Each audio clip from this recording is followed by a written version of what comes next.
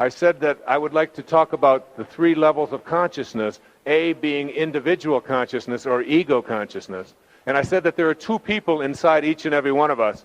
The first one is the ego. The second person inside each and every one of us is what I call the sacred or the higher self. And this sacred or higher self really doesn't care whether we win or lose or how much we get or who we're better than or how much we have. It's not interested in that. This part of us that lives in every single one of us only wants one thing. It wants us to be at peace. At peace. And it wants to choose peace. As it says in the Course in Miracles, I can choose peace rather than this.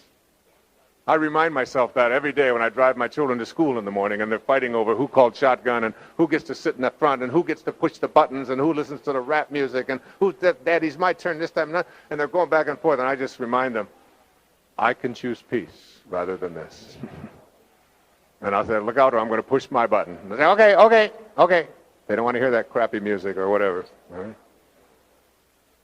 The ability to choose peace. One of the selections that was most profound in my life that I wrote an essay about for 60 Days to Enlightenment in Wisdom of the Ages was from Rabindranath Tagore, the great Indian poet, from a selection called the Gitanjali, which won the Nobel Prize for Poetry and Literature in 1927. He said, I went out alone on my way to my tryst, but who is this me in the dark? I step aside to avoid his presence, but I escape him not. He makes the dust rise from the earth with his swagger. He adds his loud voice to every word I utter. He is my own little self, my Lord. He knows no shame, but I am ashamed to come to thy door in his company. The ego just wants to be right. The higher self wants to be kind, wants to be at peace. And if you can just begin to shift that, just ask yourself, as what I'm about to say, I always tell people this in counseling groups and so on, that there are 4 words, that if you learn these 4 words, they'll eliminate all conflict in all of your relationships. These 4 words are, you're right about that. No matter what it is somebody says to you, you give them that. You're right about that. Someone says, you're really a jerk. So, you're right about that. Because that doesn't make somebody right. She'll say something to me, you were supposed to be home at 7:15 and it's now 6:30. There was a time when I used to say, wait a minute, you're not my mother. I don't have to explain to you when I come home. I'm the one that's out working. And who do you think buys all these, there was all that ego stuff that was a part of my life. You've all heard those before, right? Now I just simply say, honey, she said, don't hold those 4 fingers up. I hate it when you do that. Now I notice she holds the 4 fingers up, but she's doing it one at a time. She's going like,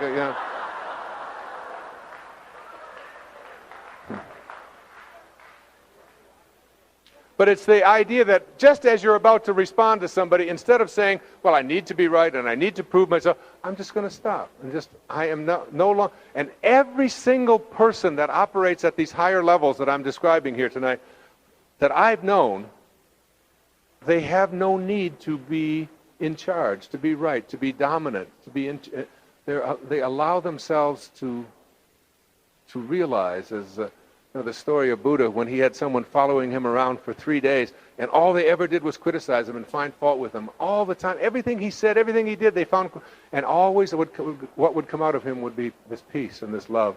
And finally, after 3 days, the man who was criticizing him said, I don't understand. I've done nothing but insult you for 3 days and make a fool of you, and you always respond with kindness and love. He said, how can you do that? And the Buddha said these magical words. When someone offers you a gift